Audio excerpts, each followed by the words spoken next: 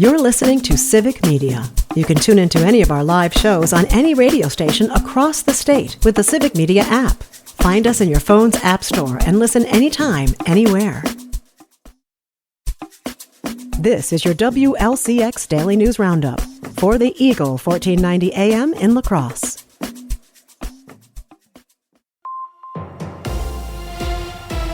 Here's today's 1490 WLCX News Update. You can find it on demand at lacrosseeagle.com. I'm Jimmy Kuska. In an effort to attract a second airline to La Crosse Regional Airport, a city committee approved a resolution last night to commit $250,000 to the airport's minimum revenue guarantee fund. Last month, the La Crosse County Board approved the same amount. 3 airlines have shown interest in La Crosse: Delta, Sun Country, and Allegiant. Delta left the airport in the summer of 2023 due to a lack of workers. Right now, only American Airlines flies out of La Crosse. The Revenue Guarantee Fund is expected to be about $1.5 million. The La Crosse Public Library will be closed for maintenance today. According to a release, crews will be installing new water gate valves. The work is necessary, according to library officials, to make sure they are in line with city policy. In the meantime, people can still use the library's digital resources, such as ebooks, audiobooks, and streaming services, anytime at lacrosselibrary.org. After the one-day closure, the La Crosse Public Library will be open for regular hours starting on Saturday. It's time to spring forward. With more, here's Civic Media meteorologist Brittany Merlot. It's about time to spring ahead. Yep, it's the shortest weekend of the year, with us losing an hour of sleep Saturday night. At 2 a.m., clocks will roll ahead to 3 a.m. Phones will automatically do this for us, but those traditional clocks on the wall, you'll need to adjust them. So it's also a good time to change out the batteries on smoke and carbon monoxide detectors, too. And this sudden shift in time may make us sleepy and affect our moods a little. So try to start adjusting your sleep schedule now. The time will move from 2 a.m. to 3 a.m. Sunday morning for daylight saving.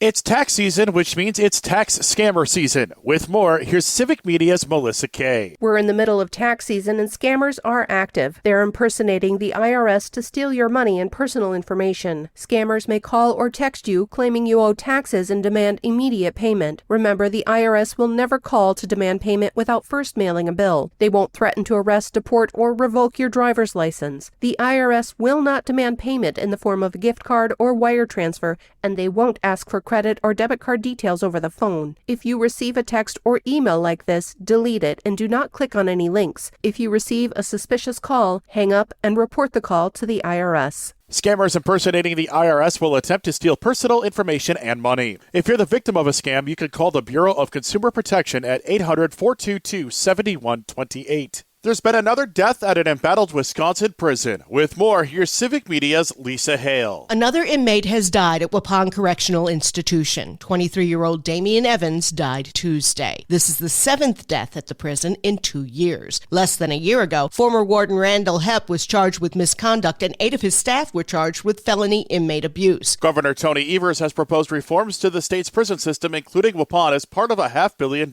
plan. Over 1/3 of Wisconsin driver's licenses have still not been updated to Real ID, with the deadline under 2 months away. A Real ID is required to fly domestically or to enter federal buildings as of May 6th, although people can still use another form of ID, such as a passport, to fly. The Wisconsin Department of Transportation says about 37% of driver's licenses in the state have not yet been updated. A full list of documents needed for the update and more information is available on the Wisconsin DMV website. Coverage for home-to-health and telehealth programs under Medicare used by several Wisconsin hospitals will expire at the end of the month unless Congress extends the benefits. 6 Wisconsin hospitals rely on home-to-health for patient care, while 16 hospitals utilize the telehealth and other programs that are also set to expire, mostly affecting providers in the state's rural areas. The Wisconsin Hospital Association estimates the federal funding lost if the programs expire to be around $200 million. Federal services such as Social Security, Medicare, Medicaid, and the Affordable Care Act are under scrutiny by the Trump administration, and Wisconsin's 2 senators have very different views of what should happen next. With more, here's Civic Media's Melissa Kay. Federal services such as Social Security, Medicare, Medicaid, and the Affordable Care Act are under scrutiny by the Trump administration, and Wisconsin's 2 senators have very different views of what should happen next. With more, here's Civic Media's Melissa Kay. Senator Johnson said the problem with the Affordable Care Act, also known as Obamacare, is that it covers able-bodied working-age adults. Medicaid is completely out of control because Obamacare has put it in real danger. Senator Baldwin helped write the Affordable Care Act and said it has allowed more people to access health care. People with pre-existing health conditions used to not be able to get health insurance because the insurance companies could just say no. That changed with the Affordable Care Act. Senator Johnson said the program has almost doubled in cost because of allowing single, working-age, childless adults to access health care through the program. It's the Obamacare that has been put into Medicaid that threatens the solvency of Medicaid and threatens the solvency of our nation. According to Senator Baldwin, Medicaid funding helps pay for nursing care for those on Medicaid. It also helps keep community health centers and critical access hospitals open in rural areas in Wisconsin. This affects our local economies and especially our rural economies in significant ways. 72 million Americans rely on Medicaid for their health care. I'm Melissa Kay, Civic Media News. According to data from the federal government, over 1 million people in Wisconsin are enrolled in Medicaid. According to data from the federal government, over 1 million people in Wisconsin are enrolled in Medicaid. The Trump administration is planning on cutting tens of thousands of Veterans Administration jobs, according to multiple news reports. Currently, the VA employs about 470,000 people. The goal for the Trump administration is to get the VA back to pre-pandemic staffing of just under 400,000 workers, so about 70,000 employees would be let go. In addition, the Trump administration is planning to downsize the military's civilian workforce by about 5 to 8% of its nearly 950,000 employees. A pause on USDA funding for the Dairy Business Innovation Initiative by the Trump administration is affecting at least one local business. The Birch Point Distillery in Westby now faces an uncertain future after the funding was interrupted. Owners have already invested $80,000 of their own money into the business. In Wisconsin, $6.5 million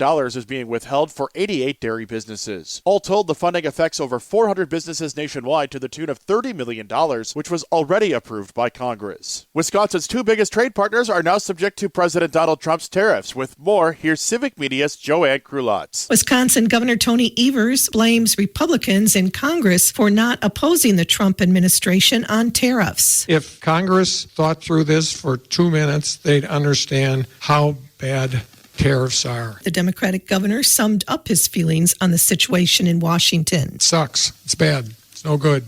I'm irritated, and all of you should be irritated too, and I think you are. Trump has imposed tariffs of 25% on both Canada and Mexico. U.S. Senator Bernie Sanders is heading to western Wisconsin later this week to visit Republican districts in support of Democratic politicians and liberal candidates on the spring nonpartisan ballot. Sanders will appear at Altoona High School on Saturday. According to a statement, Sanders' office said that he's holding the events to push back against the current presidential administration and to put pressure on congressmen like Derek Van Orden to vote against cuts to public services such as Social Security. Van Orden criticized the planned appearance. Last night's results in the girls' basketball tournament advanced West Salem, Durand, Arkansas, Aquinas, and Oliva Strum to the state quarterfinals tomorrow night. Today, West Salem and Gail Ettrick-Trempolo will compete in the state gymnastics meet in Wisconsin Rapids. Holman is also competing in state team wrestling in Madison. And tonight, Holman, Onalaska, West Salem, La Crosse Central, Arcadia, Gail Ettrick-Trempolo, Aquinas, Cochrane Fountain City, and Alma Center Lincoln are hosting boys basketball playoff games. You can copy and paste the forecast for the next several days. Temperatures will be at or above the average high for this time of year with sunny skies into the weekend. We'll get above average highs early next week with some places well into the 60s by Monday. After some slight precipitation chances today, we won't have much in the way of rain or snow until the middle of next week. It'll be a bit breezy this weekend into next week as temperatures warm up. We'll have more details on our Civic Media forecast. You can take Civic Media with you anywhere you go with the free Civic Media app. Download it now on your device's app store or at civicmedia.us/app. We'll have a look at your weather, sports, and entertainment news coming up next. For 1490 WLCX and lacrosseeagle.com, I'm Jimmy Kuska.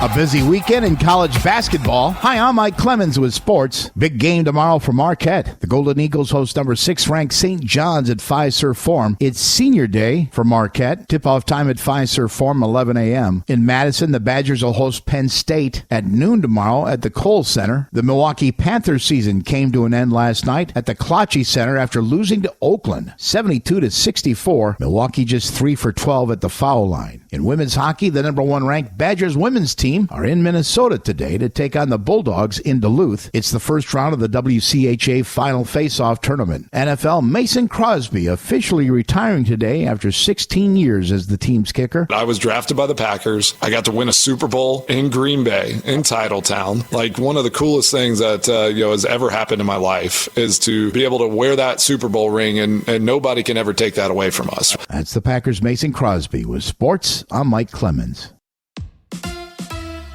On your entertainment beat, I'm Pete Schwaba. Keanu Reeves says John Wick 5 might not happen. The actor spoke to Extra and said that John Wick 4 didn't leave much room for a John Wick 5, which is an understatement because John Wick died in Chapter 4. Reeves said the role is very physically and mentally demanding, but also said never say never. Translation, I want a lot of money to do John Wick 5. Ione Skye, who starred opposite John Cusack in 1989's Say Anything, has a new memoir out called Say Everything. In the book, Skye says she and Cusack had sex, but not while filming the movie. Skye says it was years later that they reconnected and wanted to see if on-screen chemistry could be found off-screen, adding it was something she needed to get out of her system. Skye wanted to clarify that the hookup with Cusack happened after she divorced Beastie Boy Adam Horovitz. Skye also said in the book that it was when she was married to Horowitz that she discovered she likes women. That'll pump a guy full of confidence. Peaky Blinders fans who were looking for closure from the upcoming Peaky Blinders movie will not get it. Franchise creator Stephen Knight says Peaky Blinders will continue after the movie has been released, but was not specific as to whether it would be TV or film. In the upcoming movie, the Peaky Blinders gang does battle with Nazis. Netflix has not yet given a release date for the Peaky Blinders movie. Typically, when someone writes a movie, they are looking for creative and ideally financial gain. Rarely does citizenship come into play as a reward, but it did for Jesse Eisenberg, the writer of the movie A Real Pain.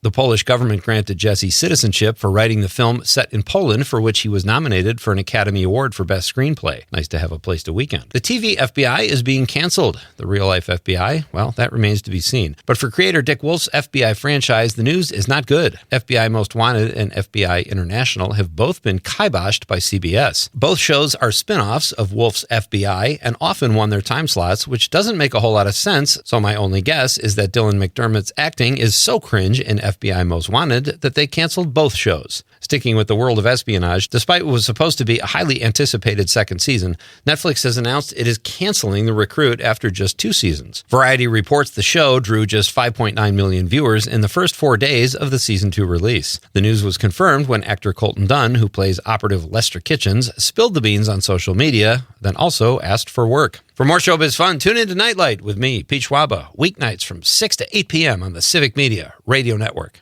Plenty of sunshine today. We'll get to the upper 30s to low 40s for a high this afternoon. Tonight, we're going to drop down into the low 20s. Tomorrow, partly cloudy, low to mid 40s, close to 50 by Sunday. We're talking highs near 60 by Monday. I'm meteorologist Sean Cable. Right now, it's 31.